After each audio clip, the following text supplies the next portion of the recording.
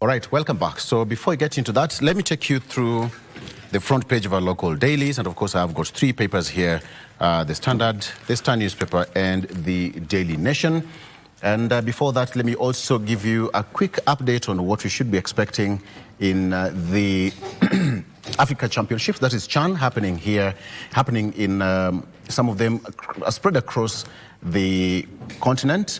And very quickly, we have different matches which were played yesterday.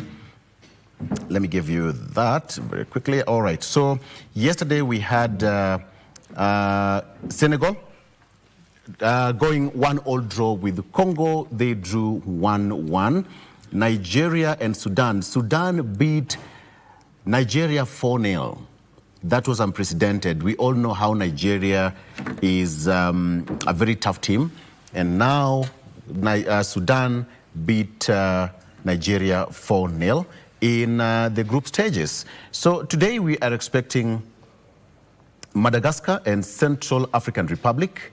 That will be at 5 p.m. and then Mauritania and Burkina Faso will also be played. That is the last match of the day. Remember, all these matches are live here at the KBC, CHAN Eco KBC. So starting 5 p.m., Madagascar, Central African Republic, and Mauritania will take on Burkina Faso in the group stages. All right, the biggest match, we are still waiting for the biggest match that is coming weekend, and that is what we'll be having here.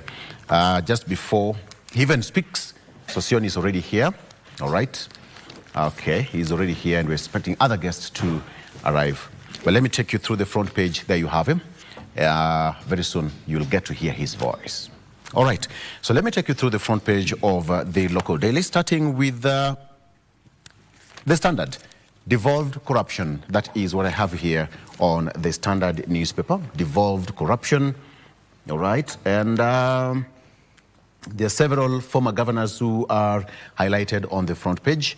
And it says that billions looted, services gutted, 12 years after devolution's hopeful dawn, county halls have become epicenters of graft. From Okoth Obado's turbulent tenure to Ferdinand Waititu's high-profile trial, a parade of governors past and present stand accused of plundering public coffers. Hospitals without drugs, ghost projects, and unpaid workers now define the devolution story as a promise of bringing services closer to the people morphs into a feeding trough for the well-connected. That is what I have here on the Standard newspaper. And on the top head, CHAN hosting riots in jeopardy after security breaches, tickets mess.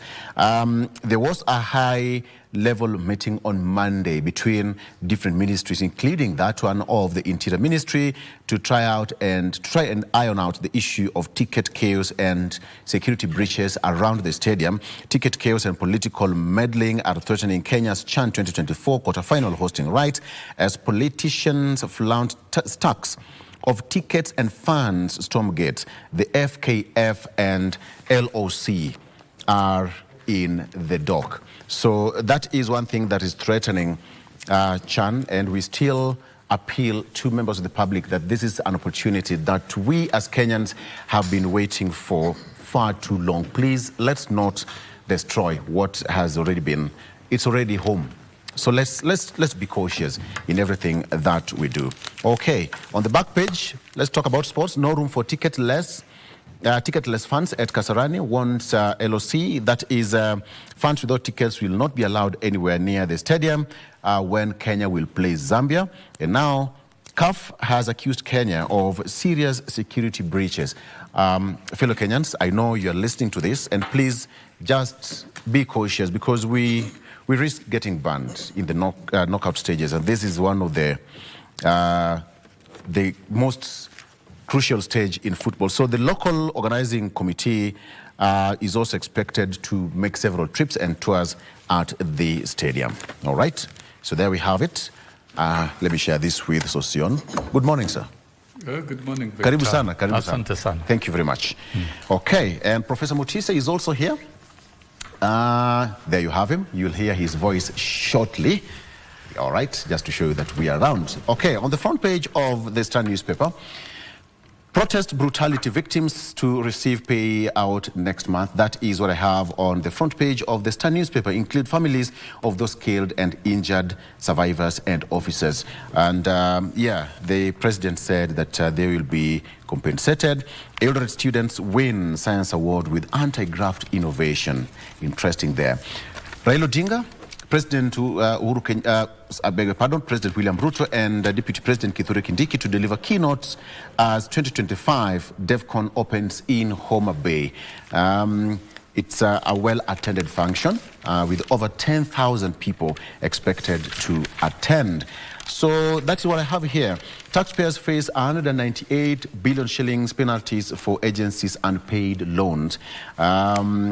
CS John Mbadi is the man at the center.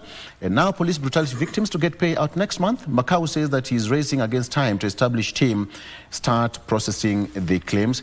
The government will from next month begin compensating victims of police brutality in what is being billed as one of the most decisive responses to rights violation in recent years.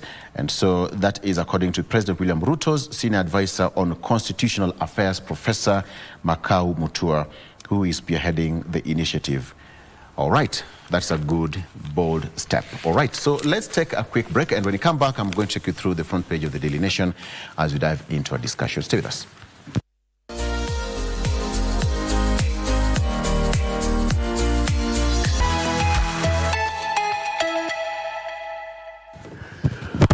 All right, 3 gentlemen, 1 more to go, but the show has to continue. Welcome back to the program. It's now 6 minutes past 7 a.m. on this beautiful Wednesday morning. So let's talk about devolution, gentlemen. Professor Emmanuel Motisia is an economist and an academician par excellence, and all of them are actually teachers by profession. So Mwalimu Sosion is also a member of parliament, nominated former and not Secretary General. 2 great gentlemen. Gentlemen, thank you so much once again for coming to the show. Okay, so let's get into it. Before I get into that, let me take you through the front page for the sake of fairness. On the front page of the Daily Nation, Alam SIEBC risks bungling mini polls. That is on the front page of the Daily Nation. Alam as IEBC risks bungling mini polls. Already, the polls agency has scheduled several parliamentary and ward by-elections on November 27th. But the legality of the date has been contested by critics who argue that it fails beyond the 90-day constitutional limit and exposes conduct of the vote to a legal challenge. Polls body assures Kenyans, saying that there is no legal hurdle to the upcoming ballot. I think it's long overdue, and many people really need that representation. Many wards, many constituencies across the country really need that that space. Gentlemen, let's start.